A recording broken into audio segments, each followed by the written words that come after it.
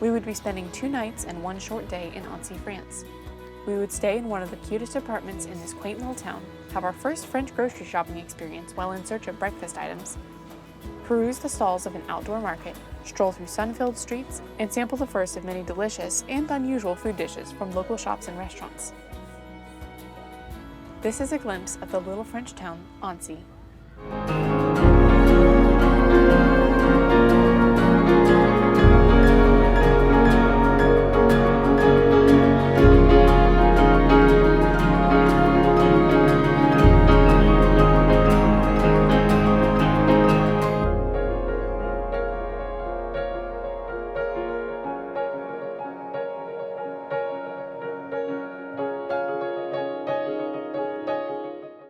Annecy was our first stopover in France. It was dreamy and quaint.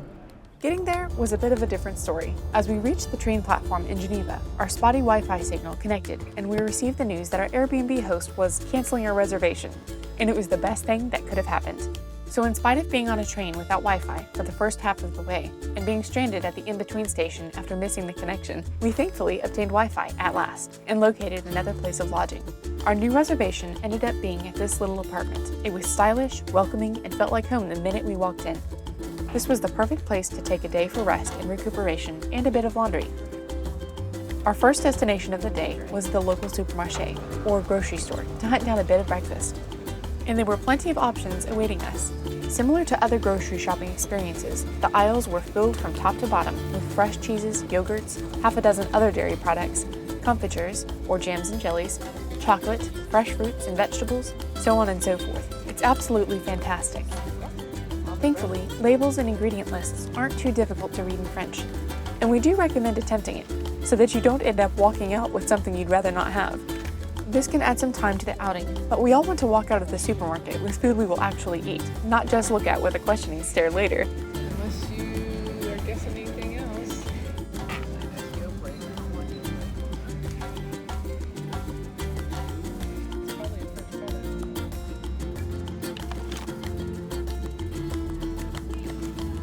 The produce crates were filled with fruits from all over. Several varieties of pears, limes, coconuts, and these little guys, which I was informed we have in the States, but they still stood out to me with their unique shape. We couldn't resist adding a cluster of small table grapes to our breakfast menu, and attempting to work the produce scale nearby, which really didn't make much sense in the long run, but it worked out.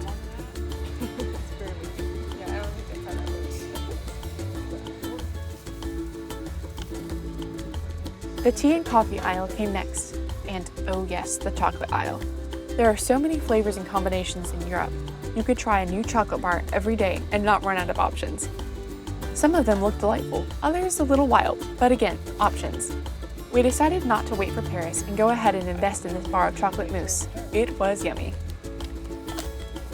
Next was the egg aisle. Who knew there were this many kinds of eggs? Then came the condiment shelves. Note the mustards. Dijon mustard is actually named after a French town in Burgundy, France, and there was a plethora of choices in that category. After the final addition of fresh milk to our basket, it was time to pay for our groceries, stop in at the local boulangerie for pain or bread and pastries. There we are with fresh bread, cheese for melting on the bread, pastries, creamy fresh milk, chocolate, yogurt, and table grapes.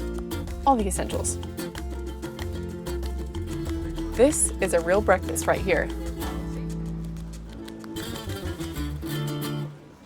Next, it was off to explore the city. 2 blocks away from our apartment, we discovered a local food market. We did comment that we should have tried this direction first while on the search for breakfast fare, but it all worked out. The stalls were filled with spices, vegetables, citrus fruits, herbs, honey, figs, plums, and a few other exotics. Unfortunately, we only caught the tail end of the morning's market, but we did get a sampling of what it offered.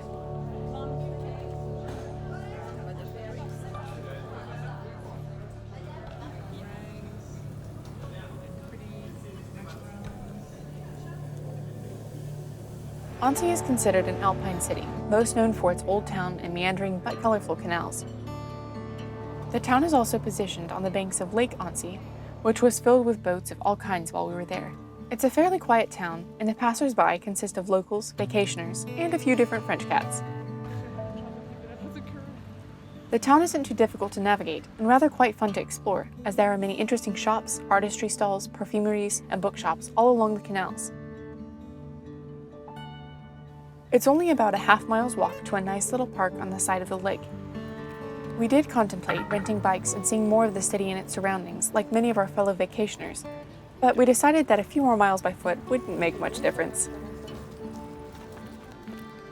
The lake itself is fed by mountain springs, so though the sun was rather warm, the water was a touch too cold to go rushing in, especially mid-September.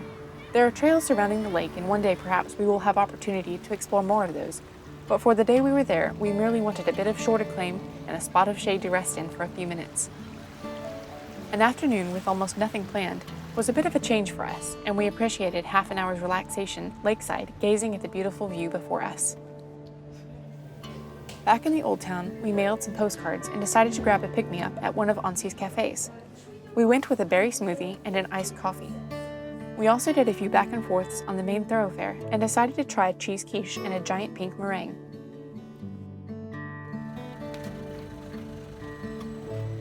Winding back through the old town, our ears catching the notes of accordion music drifting on the breeze, we made the decision to go and claim a spot on the green by the lake closest to the town. While here, we watched as people went walking, biking, scootering, or strollering by, and also were entertained by a set of helicopters as they practiced maneuvers over the lake and in the near vicinity. This was most interesting, though the locals likely were more entertained by our reaction to the helicopters versus the demonstration itself. After resetting back at the apartment, we restaurant scouted and ended up at a restaurant near the train station around 8 o'clock. Here we sang French on seafood. Somehow, what seemed like half of the Atlantic Ocean ended up on my plate. What's the use of being a foodie if you can't handle this kind of thing though, right? Yeah, I've never had to do clams straight out of the shell. This is, yeah. You know, now that it's cooked, it's really not so bad, right? We were also privileged to taste a dessert sampler plate with 9 different desserts, which included ice cream, creme brulee, a cream puff, and several other treats, all in the miniature. Altogether, it was a great experience, and I'm glad we tried the exotic dishes that we did. Our visit to Annecy came to a close much too quickly, but we were grateful for a day full of rest, and maybe one day we will return to this lovely French town. For now, it was off to bed for an early start in the morning with a bullet train ride to Avignon on the horizon and all things à la Provençal.